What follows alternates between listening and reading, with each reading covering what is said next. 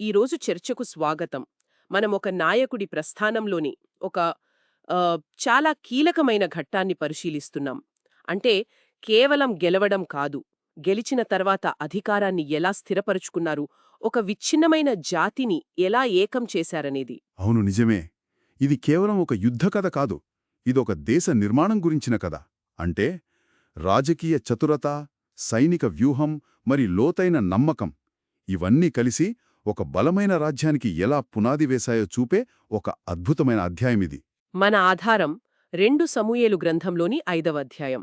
ఈరోజు మన లక్ష్యమేంటంటే దావీదు అనే వ్యక్తి కేవలం తన సొంత గోత్రానికి రాజుగా ఉన్న స్థాయి నుండి అవును, మొత్తం ఇజ్రాయేలు జాతికి అధిపతిగా ఎలా మారాడు, ఒక కొత్త రాజధానిని ఎలా సృష్టించాడు, మరియు తన ఉనికికే ప్రమాదంగా మారిన శత్రువులను ఎలా ఎదుర్కొన్నాడు, ఈ విషయాలను లోతుగా విశ్లేషించడం. సరే. అయితే మొదలు పెడదాం. ముందుగా ఈ ఏకీకరణ ఎలా జరిగింది? అంతకుముందు 7 ఏళ్లుగా ఆ దేశం ఒక రకమైన అంతర్యుద్ధంలో ఉంది. ఇప్పుడు శత్రువులుగా ఉన్నవారే స్నేహితులుగా వస్తున్నారు. ఇశ్రాయేలు గోత్రాల పెద్దలందరూ హెబ్రోనులో ఉన్న దావీదు దగ్గరకు వస్తారు. ఇది చాలా ఉమ్, సున్నితమైన సమావేశం కదా. చాలా. వాళ్ళు ఆయనను తమ రాజుగా అంగీకరించడానికి 3 కారణాలను ముందుకు తెస్తారు. మొదటిది రక్త సంబంధం. మేము నీ ఎముక నంటినవారము రక్త సంబంధులము అంటారు. అవును, అంటే రాజకీయంగా విడిపోయినా మనం ఒకే ప్రజలం అని గుర్తుచేస్తున్నారు. సరిగ్గా. రెండవ కారణం ఇంకా ఆచరణాత్మకమైనది. ఆయన నిరూపితమైన నాయకత్వం. సౌలు రాజుగా ఉన్నప్పుడే మమ్మల్ని యుద్ధాల్లో ముందుండి నడిపించింది నువ్వే అని వాళ్ళు అంగీకరిస్తున్నారు. అంటే వారికి అతని సామర్థ్యంపై ఇప్పటికే నమ్మకం ఉందన్నమాట. ఇది భవిష్యత్ వాగ్దానం కాదు, ఆయన ట్రాక్ రికార్డుకు ఇస్తున్న గుర్తింపు. కరెక్ట్. ఈ 2 కారణాలు అర్థవంతంగా ఉన్నాయి. బంధుత్వం, సామర్థ్యం. మరి మూడవ కారణమేమిటి? ఆ మూడవ కారణం ప్రస్తావించినప్పుడు ఈ ఒప్పందం స్థాయి మారిపోతుంది. అవును, వారు దైవిక ఆజ్ఞని గుర్తు చేస్తారు. నీవు నా ప్రజలను పరిపాలించి వారిపై అధిపతిగా ఉంటావని దేవుడే చెప్పాడు అని వారు అనడంలో. ఆ ఇక్కడే అసలు విషయముంది. ఆ కాలంలో రాజకీయ చట్టబద్ధతకు అంటే పొలిటికల్ లెజిటిమసీకి దైవిక ఆమోదం ఎంత ముఖ్యమైన పాత్ర పోషించింది. చాలా కీలకమైన పాత్ర. వాళ్ళు అలా అనడంలో మేము నిన్ను ఎన్నుకోవడం లేదు, దేవుని ఎంపికను గుర్తిస్తున్నాము అనే లోతైన అర్థం ఉంది. ఓ ఇది దావీదు పాలనకు మానవాతీతమైన అధికారాన్ని, ఒక నైతిక బలాన్ని ఇస్తుంది. ఇది ఒక రాజకీయ ఒప్పందం నుండి దైవ సంకల్పంగా మారుతుంది. ఆ 3 స్తంభాలపై రక్త సంబంధం, నిరూపితమైన నాయకత్వం, దైవిక ఆమోదం. వారు దావీదుతో ఒక నిబంధన చేసుకుని ఆయనకు పట్టాభిషేకం చేస్తారు. అవును, ఇక్కడే మనకు అతని పాలనాకాలానికి సంబంధించిన కొన్ని ఆసక్తికరమైన సంఖ్యలు కనిపిస్తాయి. అవును కదా. 30 ఏళ్ల వయసులో రాజయ్యాడు. మొత్తం 40 ఏళ్లు పరిపాలించాడు. మొదట 7.5 ఏళ్లు హెబ్రోన్లో కేవలం యూదావారిపై, ఆ తర్వాత 33 ఏళ్లు యెరూషలేములో అందరిపై. ఈ అధ్యాయం ఆ మార్పుకు నాంది పలుకుతోంది. సరే, ఒక నాయకుడుగా తన సొంత ప్రజల మద్దతు సంపాదించాడు. ఇప్పుడు అసలైన సవాలు మొదలవుతుంది. ఈ ఐక్యతను నిలబెట్టే ఒక కేంద్రాన్ని సృష్టించడం. కరెక్ట్. ఇక్కడే విషయం చాలా ఆసక్తికరంగా మారుతోంది. ఒక ఏకీకృత రాజ్యానికి రాజధాని అవసరం. కాని ఎబ్రోను దక్షిణాన ఉన్న యూదా గోత్రానికి చెందిన నగరం. అవును, దాన్ని రాజధానిగా కొనసాగిస్తే ఉత్తరాన ఉన్న గోత్రాలకు తాము ఇంకా 2వ తరగతి పౌరులమే అనే భావన కలగవచ్చు. నిజమే. ఇది రాజకీయంగా ఒక మేధోపరమైన ఎత్తుగడ. ఏ గోత్రానికి చెందని యెరూషలేమును జయించడం ద్వారా అతను రాజుకు మాత్రమే చెందిన ఒక కొత్త కేంద్రాన్ని సృష్టించాడు. అంటే ఆధునిక కాలంలో ఫెడరల్ టెరిటరీ లాంటిదన్నమాట. సరిగ్గా. ఇది అందర్నీ ఏకం చేయడానికి, తన అధికారాన్ని కేంద్రీకరించడానికి దోహదపడింది. కాని ఒక సమస్య ఉంది. ఏమిటది? ఆ నగరం యెబూసీయుల ఆధీనంలో ఉంది. దాన్ని జయించడం అసాధ్యమని పేరు. వారు తమ కోటైన సియోను గురించి ఎంత ధీమాగా ఉన్నారంటే దావీదు సైన్యాన్ని చూసి నవ్వి ఒక వింటైన అవమానకరమైన సందేశం పంపుతారు. అవును, ఇక్కడున్న గ్రుడ్డివారు, కుంటివారు నిన్ను తరిమివేస్తారు అని. అంటే నిన్ను ఓడించడానికి మా సైనికులు కూడా అక్కర్లేదు, మాలోని బలహీనులే చాలు అని ఎగతాళి చేస్తున్నారు. కాని ప్రతి గొప్ప వ్యూహకర్తలాగే దావీదు కూడా శత్రువుల బలాన్ని కాదు, వారి బలహీనతను లక్ష్యంగా చేసుకుంటాడు. ఎలా? పురాతన నగరాలకు నీటి సరఫరా అత్యంత కీలకం. కాని అదే వాటి అతిపెద్ద బలహీనత కూడా. మూల గ్రంథంలో నీటి కాలువ గుండా వెళ్లాలని ఒక సూచన ఉంది. నీటి కాలువ అంటే గోడలను బద్దలు కొట్టే బదులు నగరం యొక్క జీవనాధారమైన నీటి మార్గం ద్వారా రహస్యంగా లోపలికి ప్రవేశించడం. ఒక రకంగా సర్జికల్ స్ట్రైక్ లాంటిది. ఖచ్చితంగా.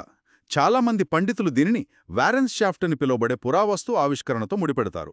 ఆ రహస్య మార్గాన్ని కనిపెట్టడం దావీదు సైనిక వ్యూహంలో ఒక కీలక మలుపు. ఆ తర్వాతో అతను వారి అవమానాన్ని వారికే వ్యతిరేకంగా తిప్పి ఆ అజేయమైన కోటను స్వాధీనం చేసుకుంటాడు. దానికి దావీదుపురము అని పేరు పెట్టి దాన్ని తన సొంత నగరంగా, తన పాలనకు గుండకాయగా మార్చుకుంటాడు. సరే, ఒక నగరాన్ని జయించడం వేరు, ఒక రాజ్యాన్ని నిర్మించడం వేరు. అతను సింహాసనాన్ని, రాజధానిని దక్కించుకున్నాడు. కాని ఇరుగుపురుగు రాజ్యాలు అతన్ని ఒక నిజమైన రాజుగా అంగీకరించాయా? అద్భుతమైన ప్రశ్న. లేక ఒక తిరుగుబాటుదారుడుగానే చూశాయా? దానికి సమాధానం వెంటనే వస్తుంది. తూరు రాజు హీరాము, ఆ కాలంలోని ఒక ముఖ్యమైన వాణిజ్య శక్తి, వెంటనే దావీదుతో దౌత్య సంబంధాలు ఏర్పరచుకుంటాడు. ఓహ్, అతను కేవలం శుభాకాంక్షలు చెప్పి ఊరుకోడు. దావీదుకు ఒక రాజభవనాన్ని నిర్మించడానికి అత్యంత విలువైన దేవదారు రాణులను, నిపుణులైన వడ్రంగులను, పనివారిని పంపుతాడు. లెబనాన్ నుండి వచ్చే దేవదారుం రాణులు ఆ రోజుల్లో లగ్జరీకి, శక్తికి చిహ్నం కదా. అవును. అంటే ఇది కేవలం బహుమతి కాదు, ఒక బలమైన వాణిజ్య, రాజకీయ భాగస్వామ్యానికి సంకేతం. దావీదు ఇప్పుడు అంతర్జాతీయ వేదికపై ఒక గుర్తింపు పొందిన శక్తి అని హీరాము ప్రకటిస్తున్నాడు. సరిగ్గా. ఈ సమయంలో దావీదు స్వయంగా తన విజయం గురించి ఏమనుకున్నాడో కూడా మూలం స్పష్టంగా చెబుతోంది. ఏమని? ఇది ఒక నాయకుడిలో ఉండాల్సిన చాలా పరిణతి చెందిన దృక్పథం. అవును. ఆ బాధ్యతాయుతమైన అవగాహన అతని పాలనకు నైతిక పునాదినిచ్చింది. ఒక దేశాన్ని ఏకం చేయడం, ఒక కొత్త రాజధానిని నిర్మించడం, అంతర్జాతీయ గుర్తింపు పొందడం, ఇవన్నీ చూస్తుంటే దావీదు పని అయిపోయిందనిపిస్తుంది. కాని కథ ఇక్కడితో ముడియలేదు. ఒక బలమైన శక్తిగా ఎదుగుతున్నప్పుడు పాత శత్రువులు ఊరికే కూర్చోరు కదా. సరిగ్గా అదే జరిగింది. అవును. వారి చిరకాల శత్రువులైన ఫిలిస్తీయులు రంగంలోకి దిగుతారు. ఫిలిస్తీయులు అంటే ఆ కాలంలో సముద్రతీర ప్రాంతంలో నివసిస్తూ ఇనుప ఆయుధాలతో చాలా బలమైన సైనిక శక్తిగా ఉన్న జాతి. కరెక్ట్. విడివిడిగా ఉన్న ఇశ్రాయేలు గోత్రాలను అదుపులో పెట్టడం వారికి సులభం. కాని ఇప్పుడు దావీదు నాయకత్వంలో వారంతా ఏకం కావడం వారికి పెనుముప్పుగా కనిపించింది. అందుకే ఈ కొత్త రాజ్యాన్ని అంకుర దశలోనే అణిచివేయడానికి దండెత్తి వస్తారు. వాళ్ళు రెఫాయీము లోయలో మోహరిస్తారు. అవును. అప్పుడు దావీదు ప్రవర్తన నన్ను ఆశ్చర్యపరిచింది. అతను ఒక అనుభవజ్ఞుడైన యోధుడు. కాని అతను వెంటనే దాడి చెయ్యండి అని ఆజ్ఞాపించడు. ఇది అతని నాయకత్వంలోని అత్యంత ముఖ్యమైన లక్షణం. అతను మొదట దేవుని వైపు చూస్తాడు. నేను వీరిపైకి వెళ్ళవచ్చా? నాకు విజయం లభిస్తుందా? అని అడుగుతాడు. ఇది బలహీనత కాదు, ఇది వ్యూహాత్మక వినయం. తన స్వంత అనుభవం కంటే ఉన్నతమైన మార్గదర్శకత్వం కోసం వెతకడం. సరిగ్గా చెప్పారు. దానికి వెళ్ళు, నిస్సందేహంగా గెలుస్తావు అని సమాధానం వస్తుంది. ఆ తర్వాత దావీదు బయల్ పెరాజీము అనే చోట వారిని ఎదుర్కొని ఘోరంగా ఓడిస్తాడు. ఆ విజయం తర్వాత అతను అన్నమాటలు అద్భుతంగా ఉంటాయి. అవును. ఒక పెద్ద వరద ఉద్ధృతంగా వచ్చి సబిటిని కొట్టుకుపోయినట్లు దేవుడు నా శత్రువులను తుడిచిపెట్టేశాడు అని అంటాడు. ఆ విజయాన్ని తనదిగా కాకుండా దైవిక శక్తికి ఆపాదిస్తాడు. అవును. అందుకే ఆ ప్రదేశానికి బయల్ పెరాజీము అంటే విచ్ఛేదనల ప్రభువు అని అర్థం వచ్చే పేరు పెడతాడు. అక్కడ ఫిలిస్తీయులు తమ విగ్రహాలను వదిలి పారిపోతారు. ఇది కేవలం సైనిక విజయం కాదు, ఒక సైద్ధాంతిక విజయం కూడా. కాని నాకు అర్థంకాని విషయం ఒకటుంది. ఫిలిస్టీయులు మొదటి యుద్ధంలో అంత ఘోరంగా ఓడిపోయారు కదా, వాళ్ల దేవుళ్ల విగ్రహాలను కూడా వదిలిపారిపోయారు. నిజమే. అయినా మళ్లీ దాడి చేసే ధైర్యం వారికెలా వచ్చింది? మళ్లీ అదే లోయలోకి? ఇది వాళ్లకు జీవన్మరణ సమస్యగా మారిందా? ఖచ్చితంగా. ఇది వారి అహంకారానికి, వారి ఉనికికి సంబంధించిన ప్రశ్న. దావీద్ను ఓడించకపోతే ఆ ప్రాంతంలో తమ ఆధిపత్యం శాశ్వతంగా ముగిసిపోతుందని వారికి తెలుసు. ఓ అందుకే రెండవసారి మరింత పట్టుదలతో వస్తారు. కాని ఇక్కడే దావీదు నాయకత్వంలోని మరో కోణం బయటపడుతుంది. ఏంటది? గతంలో గెలిచాను కదా అని అదే వ్యూహాన్ని గుడ్డిగా అనుసరించడు. మళ్లీ దేవుణ్ణి అడుగుతాడు. ఇది అద్భుతం. గత విజయం గర్వాన్ని ఇవ్వలేదు, వినయాన్ని నేర్పింది. అవును. ఈసారి వచ్చిన సమాధానం, వ్యూహం పూర్తిగా భిన్నంగా ఉంటుంది. అవునా? ఏం చెప్పాడు? ఈసారి నేరుగా వెళ్లవద్దు, చుట్టూ తిరిగిపోయి కంబళి చెట్లకు అవతల నుండి వారిపై దాడి చెయ్యి అని ఆజ్ఞ వస్తుంది. అంటే ఒక ఆకస్మిక దాడి, ఒక ఫ్లాంకింగ్ మెనూవర్ అన్నమాట. కరెక్ట్. కానీ ఎప్పుడు దాడి చెయ్యాలో చెప్పడానికి ఒక విచిత్రమైన సంకేతం ఇవ్వబడింది. అదే కదా అత్యంత నాటకీయమైన విషయం. ఆ కమ్మళి చెట్ల కొనల నుండి సైన్యం నడిచివస్తున్న శబ్దం వినగానే వెంటనే దాడి చెయ్యి అవును, ఎందుకంటే ఆ శబ్దం నేనే నీకు ముందుగా బయలుదేరాననడానికి సూచన. అని చెప్పబడుతుంది. ఇది దావీదు యొక్క నమ్మకాన్ని, విధేయతను అంతిమంగా పరీక్షిస్తుంది కదా. అవును. ఒక అనుభవజ్ఞుడైన సైన్యాధిపతికి ఇది వింతగా అనిపించవచ్చు. గాలికి చెట్లు కదిలితే వచ్చే శబ్దం కోసం వేచి చూడ్డమా? కాని దావీదు తన సైనిక ప్రవృత్తిని పక్కన పెట్టి ఆ ఆజ్ఞను తూచా తప్పకుండా పాటిస్తాడు. దాని ఫలితంగా ఫిలిష్టియులపై నిర్ణయాత్మకమైన, సంపూర్ణమైన విజయం సాధిస్తాడు. వారి ఆధిపత్యాన్ని శాశ్వతంగా విచ్ఛిన్నం చేస్తాడు. కాబట్టి ఈ రెండు యుద్ధాల ద్వారా మనకు తెలిసేది ఏమిటంటే, సరైన వ్యూహం అనేది ఒకటే ఉండదు. మొదటిసారి ముఖాముఖీ దాడి సరైనది. అవును, రెండోసారి పక్కనుండి దాడి చేయడం సరైనది. అసలైన నాయకత్వం అంటే ప్రతి పరిస్థితిని కొత్తగా అంచనా వేసి సరైన మార్గదర్శకత్వం కోసం వెతకడం. సరిగ్గా చెప్పారు. ఈ ఒక్క అధ్యాయం దావీదు యొక్క సుప్రసిద్ధ పాలనకు పునాది.